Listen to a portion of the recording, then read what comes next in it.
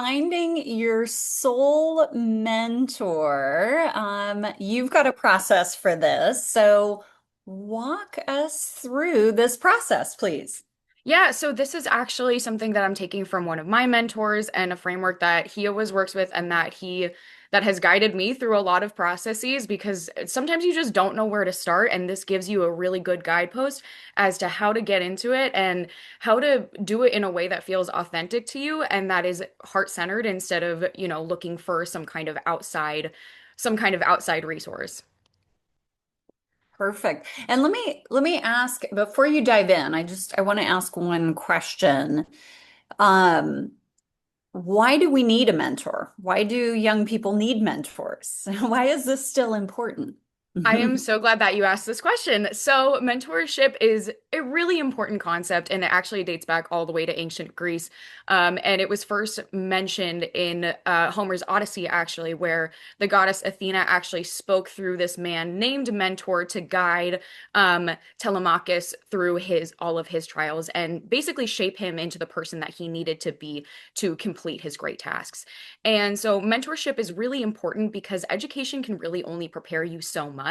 Whereas someone, when you get into your profession, you need to have someone who's boots on the ground, been there, done that, because there are things that are going to come up out of left field that you have no idea how to deal with, that your education did not prepare you for. And another thing that's really important is understanding where we're at right now because we come out of school a lot of times, me included, thinking, having all these grand ideas of everything all the problems that we see, all the things that we love, all the things that we want to engage in, that we want to fix.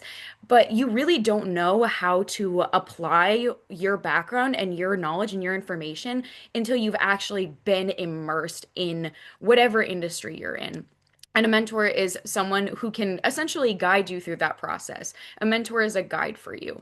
And I think the fun thing about the reason that I decided on this topic is because I'm currently building out reverse mentorship programs, which does essentially the same thing, but in reverse, where it's younger people who are guiding older people through the process of what's new in the world and what are things that we can take from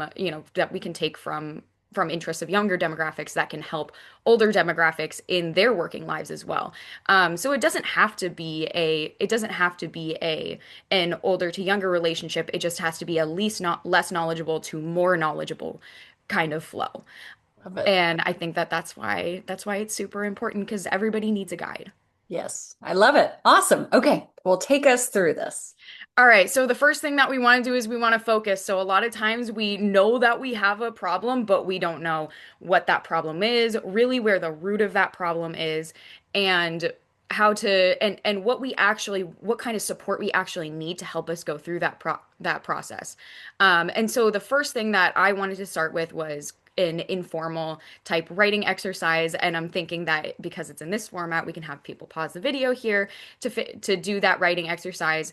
And so the first thing in this writing exercise that I want everyone to think about is what are you having a hard time with? What are the symptoms that you're experiencing? Are you experiencing potentially burnout? Are you experiencing a loss of direction? Or are you experiencing some kind of structural mishap that you don't know how to manage your tasks or organize your time? And so figuring out where those needs lie is really, really important to figure out what kind of mentor is going to work for you and who you really need and what things they can help you with. May I ask a question about this, Michaela? Absolutely. You talked about, as an example, burnout, Yeah. right? So when I think of a mentor, and I think of a mentor, say now or earlier in my career, I think of something more related to, let's say when I thought about licensing my business model, right? Right. I would look for a mentor that had been there, done that, and Right. licensed their business. And that's more of like a tactical, hard skill, so to speak. But what you Absolutely. mentioned is a little more of like a soft, like somebody who understands burnout, right? Right. So it's interesting where my brain, I'm a bit older, right, went to Hmm. more of like the practical, tactical.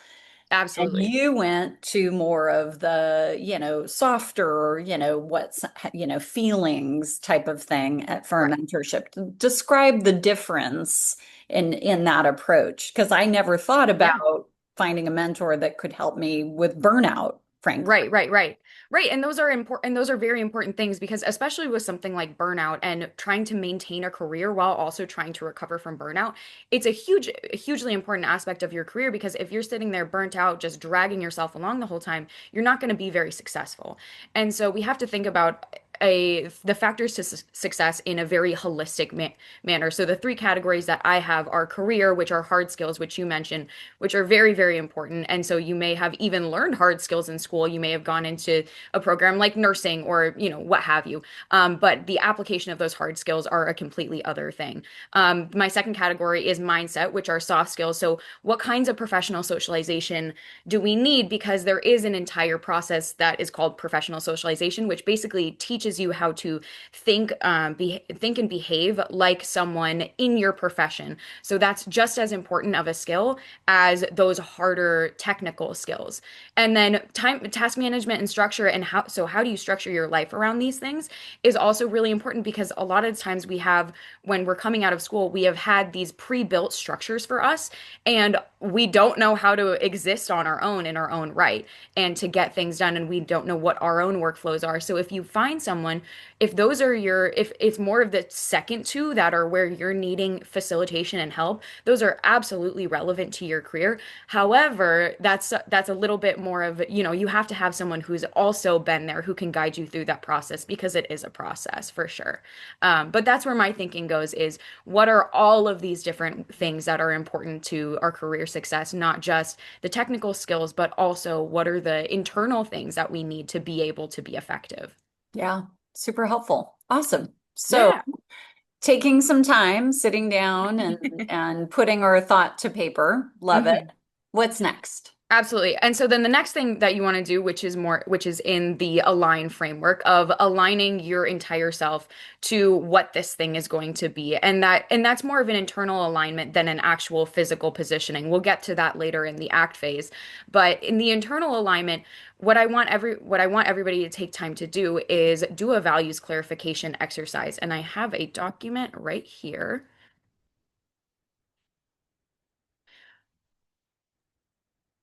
Uh, And we're sharing. All right, Perfect. can you see that? Yep. Excellent. Okay, so this is a values clarification worksheet, and this is something that is one of my favorites because we all have all these different values, and this is something that I teach in my workshops of a lot of people ask, how do you connect with someone who's older if you've never kind of had that relationship with older people in your life and you don't have those same experiences? How do I connect if we don't have anything in common? And my answer to that is we all have things in common, and maybe not from person to person, but just because you're older or and younger, you're in an older younger relationship doesn't mean that you don't have anything in common just because you haven't had the same life experiences.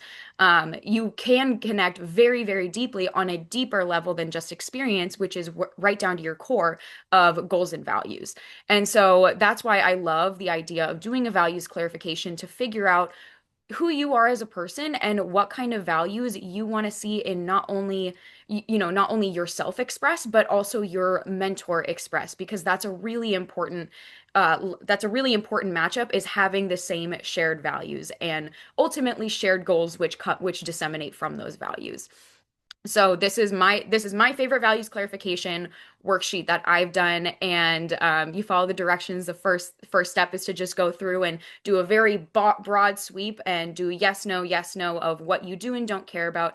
And when you're going through these things, remember that all values are neutral. They don't have worth over another. So relaxation is not a bad thing. I love my relaxation time, and relaxation is really important. Back to the burnout topic to be able to keep your cup full and not be burnt out. So that's a very important value. Same way that intelligence is a very important value, but you don't have to value that. And so and so when you go through these things, not judging based on what I is more salient or more productive, but what do you actually feel internally that's valuable to you, because you don't want to be paired up with a mentor or pair yourself up for a mentor who's go go go go go all the time, when that's not how you work. When you're more of a when you need more rest and you need more breaks, and that's where your source of brilliance comes from, is out of those rest periods. So if everyone takes a moment and goes through and then first quickly just goes yes or no, subconscious level, don't think about it too hard. Yes, no, yes, no, yes, no. And then you go back and then you go through it again, and next to the one, and you want to number them, three that are the most important, and then two are that are like okay, and then I usually do a one for ones that don't mean anything to me, just because I feel like I need to have it be complete. And then you want to go back, and then you want to go through again and circle the ones that you have highest rated on your list, and then out of that pick five. And if you can even get down to three, that's even better. And so that's how I personally do this. The directions are a little bit different. If you like the way that directions do it better. But yeah, that's how you go through, and then you should be left with anywhere from three to five of your core values. And so then once you have that, you can figure out where to go from there, and exactly what type of person, and that just aligns you for figuring out for being able to discern better who's going to work with you and who's not going to work with you, and b figure out maybe a little self-discovery of, oh, what actually is important to me, because sometimes we don't know. Oh, you're muted. Great tool. Awesome. Yeah. All right. Now that once we've gone through and completed that, so then the third thing, now that we're all set up with figuring out where our problems are, because you can't put a solution until you figure out where the problem is. And then second, figuring out where we sit with ourselves and figuring out where someone, what that personality match could look like for us. Then we got to talk about location and figuring out actually how to go out and find this person. For me personally, all of the couple of mentors that I've collected up until this point have been very much a random occurrence, but a random occurrence in a place or within a group that aligns with who I am and what I want to do. And so a helpful exercise might be thinking about, if I had a dream mentor, where would they be right now at this point in time? Would they be sitting down and working at a coffee shop? Would they be out at a networking event? They be at a yoga class? Would they be at a Toastmasters seminar? Where would that person be in the world? And then going out and doing those things yourself, because a lot of the times we, have all of the best intentions, but until you have that real drive to go and do the thing, it's kind of hard to do it. And then also talking about the different spaces that you already have access to. So anyone who might be involved in your workplace who are like, they're really cool. They have it all figured out. I wonder if they would take me under their wing, and not being afraid to ask, because more likely than not, there is going to be someone out there who's ready and willing to share and pass down their knowledge. So coworkers and or superiors are a great option. Another option, like I mentioned, or like I found somebody out of Hera Hub, which is a professional group. So any kind of professional groups, business organizations, NABO, Stella, wherever, a professional organization that you are in, which if you are watching this video, you are very much likely a member of Hera Hub, and that's a great place to find an awesome mentor. And then another one are informal organizations, like I mentioned, Toastmasters, or other kinds of, it doesn't even have to be professionally related. Maybe you go to a yoga class and you find someone really cool there. Fundraising events potentially are also awesome, awesome places if you want somebody who is aligned to a specific cause or purpose. And then also don't discount friends and family. Friends and family can be a huge it can be a huge support. And if you know someone, if your mom's best friend works in your industry and is just the coolest person you've ever met, don't be afraid to reach out and ask them as well, because that can be a great, great, great, great way to do it. And again, get yourself out there and start networking strategically, both for your own business, but maybe a mentor shows up along the way. And those are always the best relationships, are those serendipitous ones where it's right place, right time. Love it. And that is all I have for now. Okay. Um, I have a yeah. question. Oh, a question. I have a question. How do you ask because I get this question all the time. How do you ask? What is your advice for somebody? Because I've had so many folks, when I taught college Mhm. specifically, I would have students all the time ask me, how do you ask someone to be your mentor? What is your Right. advice for somebody? Do you walk up and say, will you be my mentor? Well, the first thing that you want to do is actually engage in a conversation with them.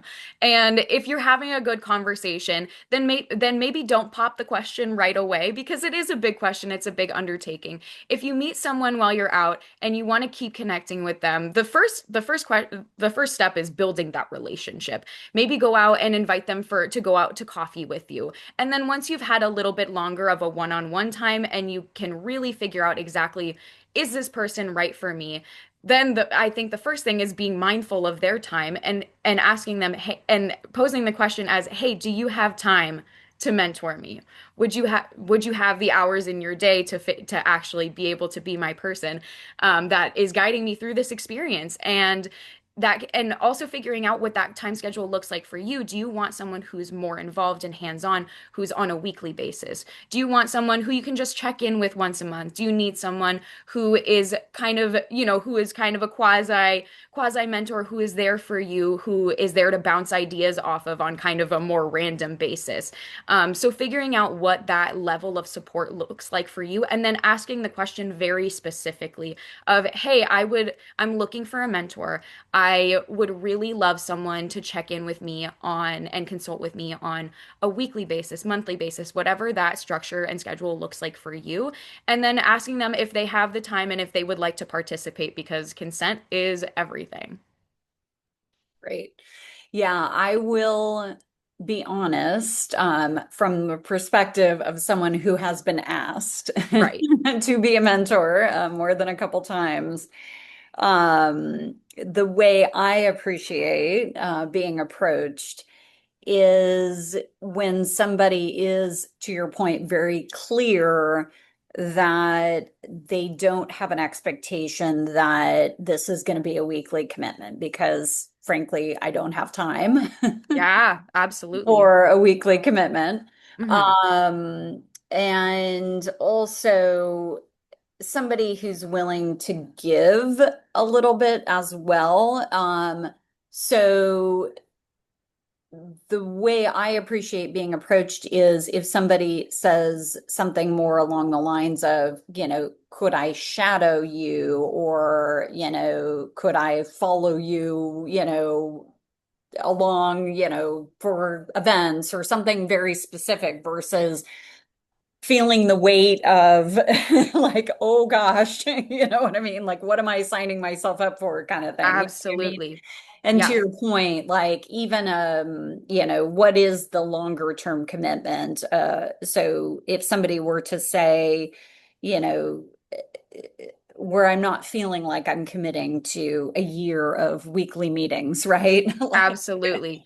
Yeah, because likely your mentor is going to be a very busy person, and they're going to have all of their own things going on, and so being considerate of their time is very, very important. And being very clear, just like in any business relationship, you would have a contract that states exactly what this relationship is. You want to establish those things right off the bat so that everybody has the same expectations going into it, because then that reduces conflict and it also sets everybody up for what they can expect out of each other and make sure that everybody has the time, energy, and stamina to be able to commit to the relationship that you want.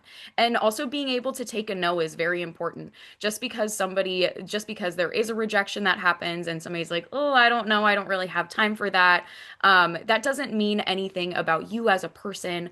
It just means that they simply might not have time or have other obligations, and that isn't a mark on your character or on how good you are as an entrepreneur or a professional. yeah, really good point. One thing I like to do, and this is just life in general, not specific to the mentoring conversation, I don't like putting people on the spot, Hmm. whether that's, asking them to volunteer their time for something or help me out for something. So one thing I like to do, and the way I would phrase this in this mentoring conversation would Right. be, hey, I'm looking for a mentor around Mm, this. Do you know anyone? absolutely. Because if it's them, it gives them an Hmm. opportunity to say, well, hey, I might be interested, right? Right. And if they're too busy, then they get the opportunity to say, hey, let me think about who I know, right? It Exactly. gives them an out, Yeah. gives them an opportunity to say yes at the same time. So, Yes, absolutely. No, I do love that because yeah, and that also opens up the question and it doesn't just limit it to them. It opens it up to could there be somebody that they potentially know out it's there even who might be. better, maybe, It is right? even better. It broadens your horizons. Yeah. Yeah, so I love that. Yeah, strategic asks are a hard one. And I know that I still get it wrong all the time, but it's super helpful to have your perspective on that as well because I only know as much as I know. Yeah, awesome. I love it. Well, Michaela, super helpful. I love the framework. Thank you so much for sharing it with us, Of and I know it course. will help others. Absolutely. I'm here anytime. And I love discussing these things.